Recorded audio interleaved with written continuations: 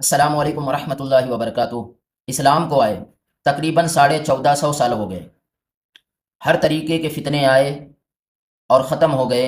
اسلام کو کوئی بھی فتنہ نقصان نہیں پہنچا سکا، لیکن آج کے دور میں یہ جو نیا فتنہ آیا ہے منہاج القرآن نام سے، اس سے اتنا زیادہ اسلام کا نقصان ہو رہا کہ ہم کچھ کہے ہی نہیں سکتے ہیں۔ طاہر الپادری، جس کا پیدائشی نام محمد اسحاق تھا، پھر اس نے اپنا نام بدل کر کے محمد طاہر رکھا۔ اس کے بعد آج کے دور میں یہ ڈاکٹر طاہر القادری کے نام سے مشہور ہے۔ اس بندے نے قرآن کے خلاف باتیں کی، حضور صلی اللہ تعالیٰ علیہ وسلم کی گستاخیاں کی، حضرت ماں فاطمۃ الزہرا رضی اللہ تعالیٰ عنہ کی شان میں بھی گستاخی کی، حضرت امیر معاویہ رضی اللہ تعالیٰ عنہ پر اس نے تبرہ بازی کی، صحابہ کی گستاخی کی۔ اب اس بندے نے ایک اور گستاخی کی ہے، اس نے قرآن کی آیات کے ترجموں کو چینج کرنا شروع کیا ہے۔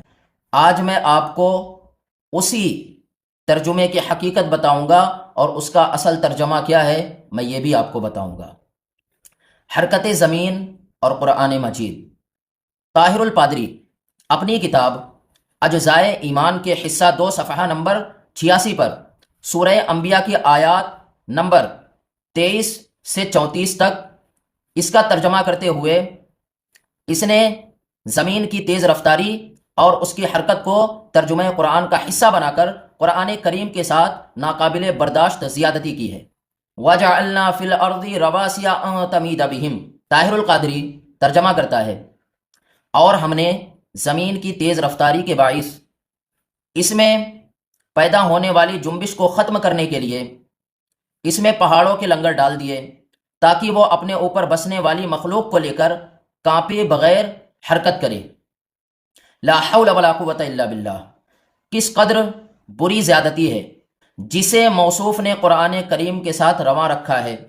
زمین کی تیز رفتاری اور اس کا حرکت کرنا دونوں کو ترجمے میں شامل کر کے دونوں باتوں کا معنی و مفہوم قرآن کا جز اور حصہ بنا دیا، تاکہ ایک ایسا شخص جس کو زیادہ قرآن و احادیث کی سمجھ نہیں ہے، اگر وہ ان جناب طاہر القادری صاحب کا کیا ہوا ترجمہ قرآن پڑھے تو شعوری یا لا شعوری طور پر اس بات کا قائل ہو اور یہ عقیدہ اختیار کر لے کہ زمین متحرک ہے اور زمین کی حرکت قرآن کریم سے ثابت ہے۔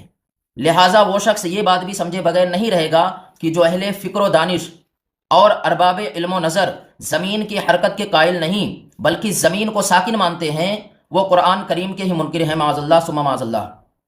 جبکہ اس کا صحیح ترجمہ یوں ہے، اور زمین میں ہم نے لنگر ڈالے کہ انہیں لے کر نہ کانپے۔ ہمارے علماء اکرام نے اسی آیت سے زمین کے حرکت نہ کرنے کا مسئلہ نکالا۔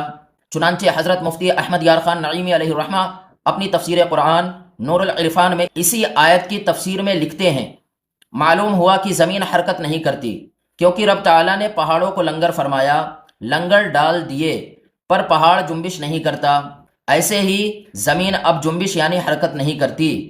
صفحہ 510 طبع گجرات۔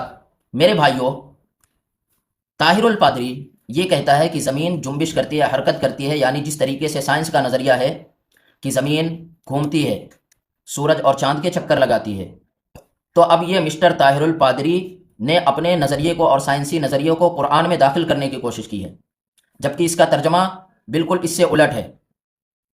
اعلیٰ حضرت نے ایک کتاب لکھی اسی کے رد میں، الفوز المبین در رد حرکت زمین، جس میں اعلیٰ حضرت نے یہ ثابت کیا کہ جو زمین ہے وہ گھومتی نہیں ہے بلکہ ایک جگہ پر ساکن ہے۔